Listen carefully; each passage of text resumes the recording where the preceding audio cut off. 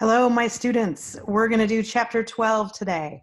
Today we're talking about inclusiveness and identity. And identity in some ways, our individual identity, but for the most part, what we're talking about is professional identity.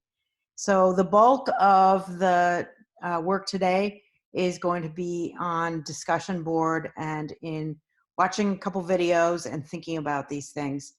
I would love to have discussion in class again. I should just stop saying that because wish we could do it.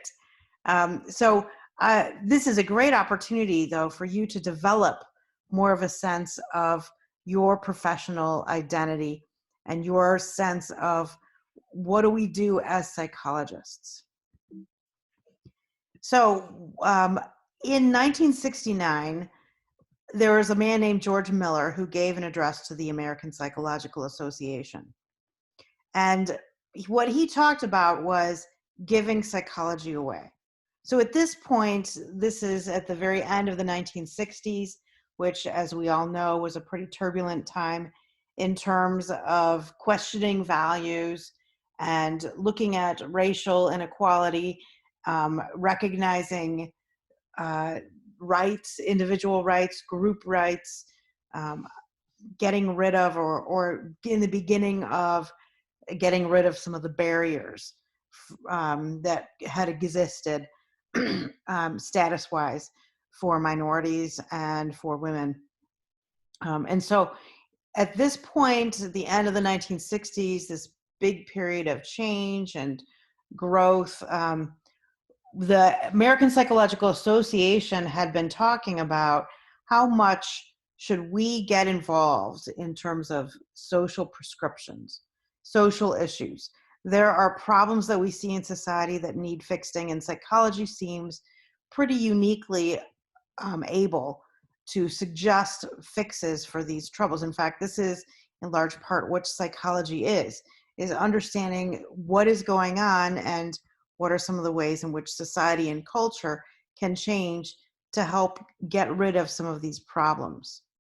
And so this is sort of like the setup for George Miller's talk, which became quite famous, known for trying to help the larger society and culture to do better. So give it away to the people who really need it. So instead of becoming experts in psychology and trying to apply it ourselves, George Miller advocated for becoming sort of like experts on how do we fix society? How do we help culture? How can we give away the principles that we're discovering to those who need it the most? Well, there are some challenges there. Of course, one of them is the discussion of what are we really giving away? But more importantly than that, I think, is how can we give it away in a way that works? How can we give it to people in a way that's effective so that it has the outcomes that we're hoping for? And so we're speaking here to policy, to culture. And it's hard to speak to policy and culture with a voice of authority when you're having trouble being heard by various groups. Let's say you've got somebody who's speaking to culture and that culture doesn't hear them as an expert. It's awfully hard to get your message across. So I'm giving you a video to watch that talks about reasons for anxiety and depression. It's not a video that is explained as this is an example of psychology speaking to culture or policy. It's not specifically mentioned that that's what the video is about. But I want you to look at the video in that perspective, in that context. What are we doing when we're speaking to policy and culture about the reasons for anxiety and depression? So I think you'll find this interesting to go through and think about it in that particular context. And there'll be a couple of questions for you to answer and discuss about that.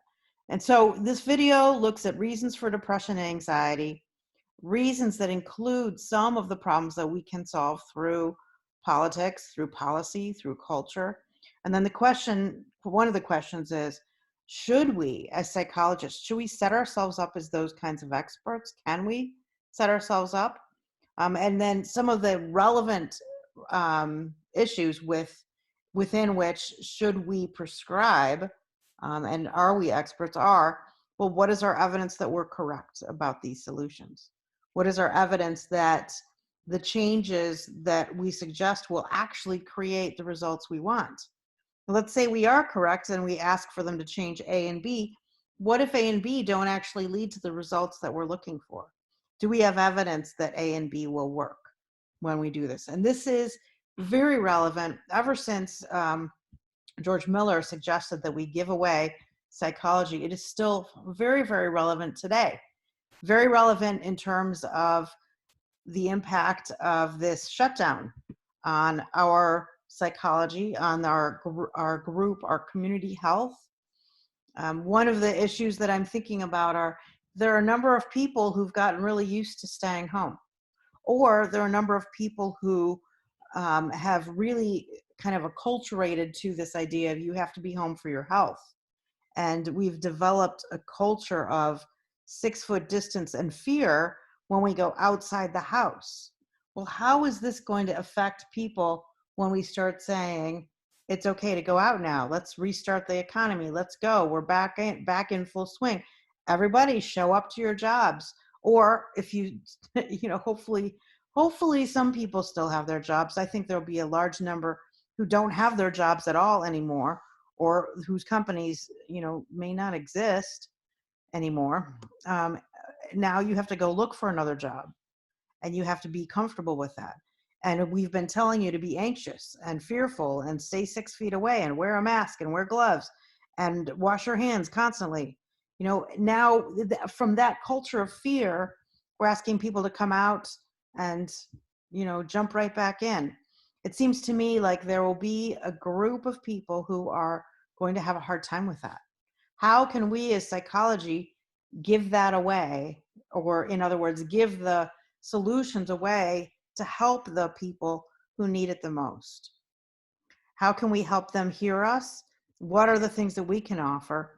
What's our evidence that we're correct in those principles? What's our evidence that what we suggest will really create change? And I think there will be a whole lot of psychological issues that will arise, that have arisen, and that will continue to arise throughout this crisis, even as we are existing right now. This is not the history we're studying. This is the right now. So here are some examples of, does what we think will work? Here's the solution. Did the solution have the effect? One of them is giving people money doesn't actually solve poverty. Go take a look at this in terms of the evidence. What we see is giving people money just creates people who expect to get money. It generally doesn't create people solving the problems of poverty. Giving people information. How many times have you done this with your friends, with your roommates, etc., your family? You give them information and it doesn't solve their problems, because the next step is, what do they do with the information you gave them? Or what did they do with the money you gave them? What do they do with the solutions that you've given them? So there's a large step in between being able to give it away and finding ways in which the gift is actually going to be useful. How can we help people use our gift in ways that create the results we want? Now, the last example, telling people they shouldn't be racist or sexist. We've been doing that for a long, far more than since the 60s or the turn of the century, the 1900s or earlier, we've been telling people this forever. It doesn't make them stop being this way. There are other things happening. So the question is, what therefore is required to truly help others? Well, that is a truly difficult and trenchant question in psychology. What is therefore required in order for us to truly help? So if we're going to give it away, what do we really need to do to give it away successfully, to create change, to be like the bringers of something that is useful? And along with those ideas of, is there evidence to support what we're doing? Is this evidence-based in terms of social values. In other words, we have a number of social values that are now being promoted in our culture in America. Is there evidence for all of those social values beyond being politically correct? What else is there? And that's an interesting question to debate. And it's a hard question because being politically correct sometimes affects whether or not you can do the research or you can even get published.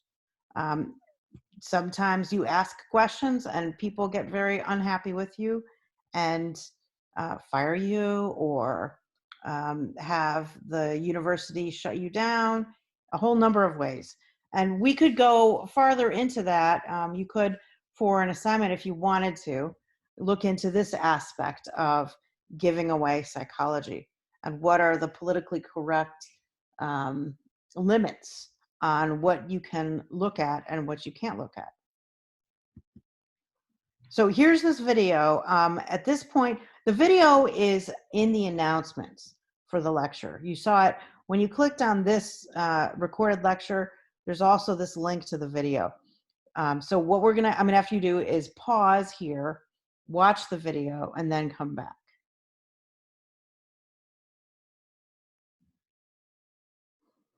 Okay, so you've watched the video. Here are some thoughts that I want you to consider and put into discussion. So at what moment in your life what moments in your life have you found that give you meaning and purpose? And then how could you dedicate more of your life to these moments that create meaning and purpose? So those are thoughts for the discussion. And I would like you to expand it beyond religious moments, because of course, I think everyone's going to write down that the religious moments in their life, the moments that are tied to prayer, scripture study, etc., are the ones that give you meaning and purpose. Let's think beyond that, because I 100% agree that those things do give us meaning and purpose for the most part, most of us. I'm interested in you expanding this beyond that. You will run into a clientele or treatment groups or whatever that are not all connected to having religious moments in their lives, as you all know, as you all well know. How can you connect with them personally in ways that are outside of religion? So it's hard to tell all your clientele that if they would only read scriptures, they would feel better. It doesn't matter if it's true or not. It just doesn't really work in practice to tell them this and expect them to create change in their lives. And so there have to be some other ways in which you can truly connect experientially with them and say, yeah, this has created meaning and purpose for me. And it could be something like uh, hiking in the woods, that feeling of connection to the world or connection to the forest or connection to the rivers or something like that. It could mean something like service. I go and I do Habitat for Humanity, or I travel to the Appalachians and help build houses, something like that. It could be a whole number of things, ways in which you dedicate more of your life to children, to service, to singing at an old folks home, something that creates meaning and purpose for you. Okay, just to quickly review and point out these things in the chapter, I'm not going to spend much more lecture time on them, but I want you to make sure that you notice them in the text so we don't skip over this. There became an increased pressure for some cultural equality and some recognition of individual culture in psychology around the time in the 60s, of course, just like in every other way. And so from the idea of there are universal principles that apply to all humans, there are a number of subgroups in psychology that stood up and said, hey, maybe they're not universal principles that the white man goes and applies to all of the men. Maybe there's individual, culturally specific principles that are not universal. And so the questions of identity and groupness really came to the beginning of a forefront, and that has continued from then through the present, where first of all, there is the development of the American Black Psychology um, organization. Now there's 1,400 members, which to me seems small. I would like there to be more of a presence in that particular social structure for Black psychology. The interesting thing there is there's more of an emphasis on community and strength than there is in general psychology. And I personally think that community and strength is something that we all need, and we probably need to hear it stronger from Black psychology than we're hearing it right now. And I think that it applies more to all of humans than just simply to only one subculture. But it's something that has been sort of traditionally ignored in our highly individualistic culture that we have here in the United States. There's been development of Asian groups, Indian groups, et cetera, et cetera, et cetera. And it's fantastic to have the diversity. I would like to see more of a connection throughout all of that diversity instead of individual groupness where people feel like they need to be separate and apart and distant and have their own thing. I think that's damaging to feel like you are apart and separate and don't belong to the whole human family. I think that may be my own point of view, but I will tell you that that is my bias. Okay, a little more history in terms of professional identity. We went from psychology as hey, look at, we can measure the brain, to psychology as the Freudian ideas of inner urges and how this looks like in practice, and then behaviorism, and all the way up until in the 60s, 70s, 80s, there became increasing tension between practitioners of psychology and scientists. And so you might think of the scientists group as more the experimental psychologists, but it wasn't just experimental psychologists. And you might think of the practitioner group as all of the therapists, but it wasn't just the therapists. So there's a little bit of connection or commonality between these two groups, but they became a little bit polarized, and there was some tension in terms of professional identity. And so the American Psychological Association, which was the first real association for psychologists, wasn't able to handle both of these competing interests as well as membership wanted it to. And so the APA really focused more on practitioner interests than on science interests, particularly after the people who really wanted more science interests advocated for, broke off and formed the American Psychological Society, which then changed its name to the Association for Psychological Science. Now, there are people who are very interested in science in both. There are people who are very interested in practice in both. There's very loyal, happy members that have both memberships and are good with that. But there is that it was kind of the result of this tension between science and practice.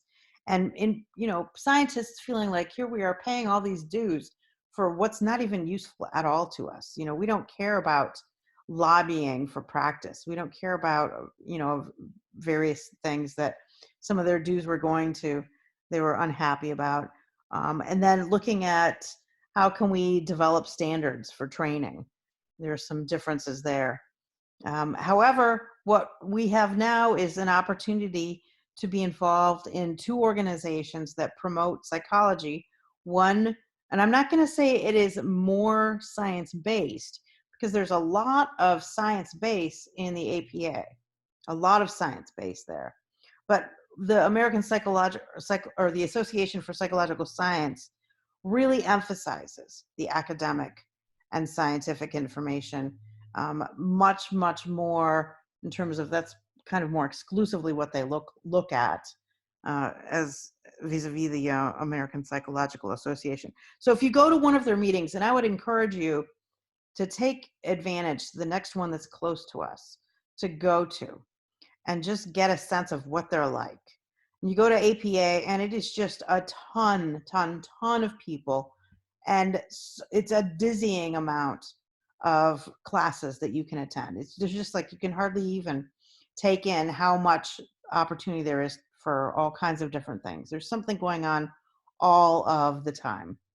And then the Association for Psychological Science is not quite as big, but there also is a tremendous amount of value going on in their sessions.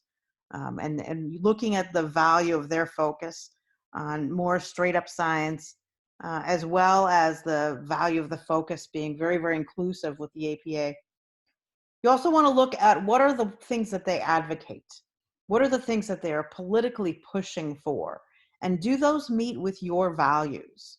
And so that's also important for you as a psychologist in terms of developing your own sense of identity.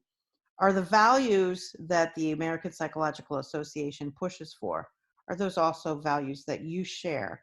And if they're politically lobbying for particular social policies, are those social policies that you can be comfortable giving your money to and supporting? So look at those kinds of things as well when you join a group, so that you can be wholly in, instead of just partly in or surprised by what the group is advocating for that perhaps you aren't quite comfortable with. It's good to understand exactly what's going on throughout as we're looking at your own identity. So here you are, about to graduate, most of you, in psychology from Southern Virginia University. So what does this mean for your sense of professional identity? Do you see yourself as moving toward primarily practitioner focus, or do you see yourself moving toward a scientific focus? Or are you going to try and blend the two? How will you stay connected to and involved in the science of psychology as you move on throughout your career? What are the ways in which you will be attached to that? Will you do regular readings? Will you keep up on journals? Will you go to professional meetings? One of the things that a particular therapy that I'm involved with called dialectical behavior therapy, one of the things that dialectical behavior therapy, or DBT, does is it has these meetings, regular meetings. A lot of times they're weekly, but they don't have to be weekly. They're just regular meetings, of course, more frequently than once a month seems likely. Regular meetings between therapists, and we call them therapist consultation meetings, or just consultation meetings for short. And the purpose for this is so that the psychologists don't drift, or the practitioners rather, they're not all psychologists. It's whoever's practicing social work, or marriage family therapists, or licensed counselors, whoever it is that's doing DBT. We get together in these consultation meetings. And one of the primary purposes for those meetings is that we all stay true to the model. Because when you're practicing on your own, it is very, very easy to drift. It's so you kind of start doing your own thing, and you stop being as connected to the model because you're not hearing it every week. You're not hearing it in other people's ideas, or in other people's practice, or in their suggestions to you for your practice. You're not getting checkups, that sort of thing. And so it's really easy for you to drift in terms of your own practice. And you may have been doing DBT the first year, but like by the third or fourth year, I don't know what you're doing, but is it really DBT? You've probably drifted substantially from the DBT model. Even if you're committed to staying with the DBT model, it's easy to drift and not really be aware of the extent of your drift. And so think about this model in terms of you and your future in psychology. What can you do? What can you do to stop the drift away from a scientific model that you hopefully will have embraced at this point? This idea that, empiricism is helpful and useful. It may have its flaws, but it may also be better than some of the other methods out there of trying to establish validity. So thinking about what are you planning on doing as you practice? How are you going to stay connected to science? How are you going to stay connected to the literature in any way? How is this going to help you in your practice? When you look, like I think I mentioned last time, you look at what's available in terms of continuing education. How can you choose wisely so that you're getting a lot of bang for your buck? How can you advance in ways where you're mentored and where you're connecting with other professionals so as to promote your own personal growth? These are really important questions for your identity as psychology majors and as whatever you choose to become given the base of your psychology major.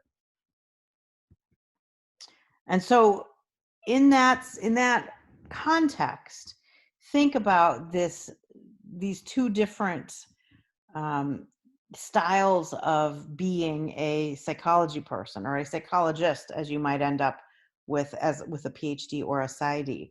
So you can, as a psychologist or as a psychology major, if you choose to go to graduate school, you can get a PhD. You could get a PsyD.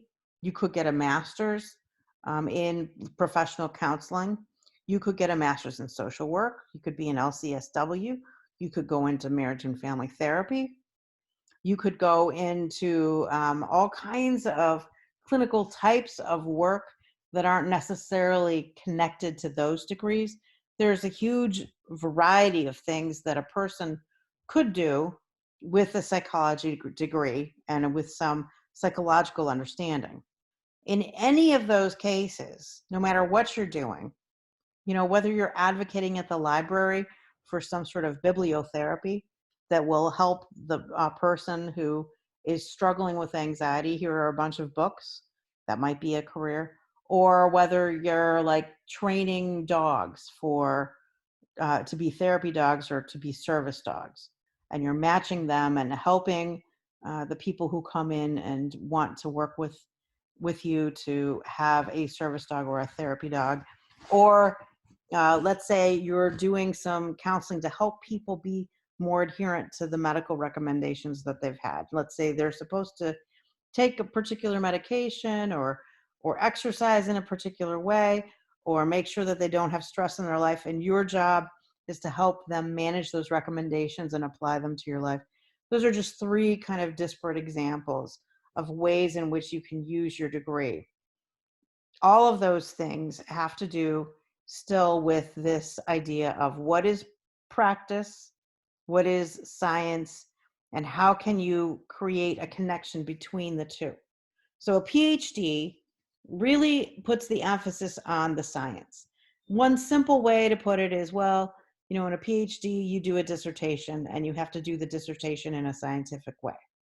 And with a PsyD, you don't really have to do a dissertation, you do a project. And the project is more therapy focused or practitioner focused.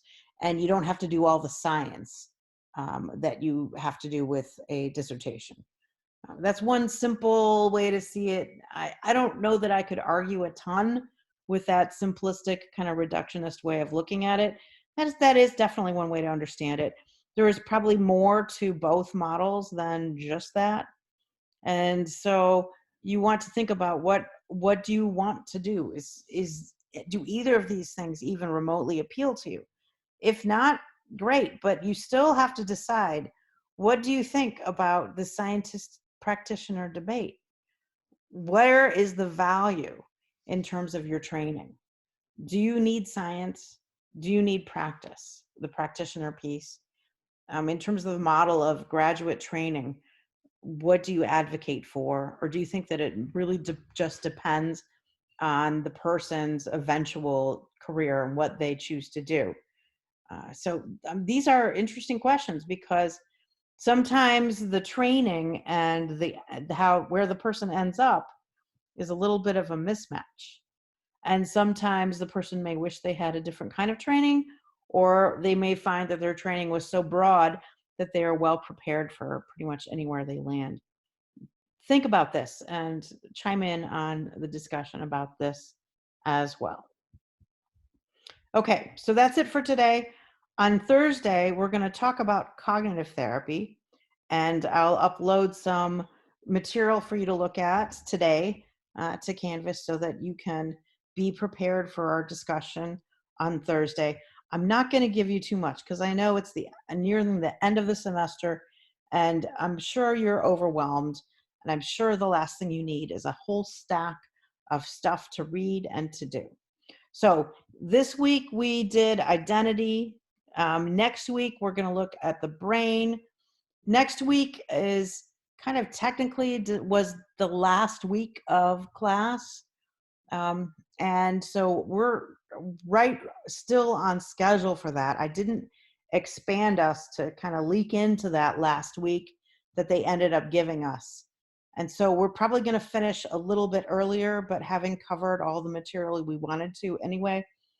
If you're really sad about that and you would like me to provide you with another week of lectures and assignments, feel free to let me know and I will be happy to oblige. So if I don't hear from anyone, I'm just going to assume that we're good to go with our regular schedule without expanding it for an extra week. Okay, hope that helps. So Thursday, cognitive therapy. Next week, we'll talk about the brain, and we'll have some more readings that I'll give you for that Thursday. And then we'll just kind of go from there. Talk to you then. Take care.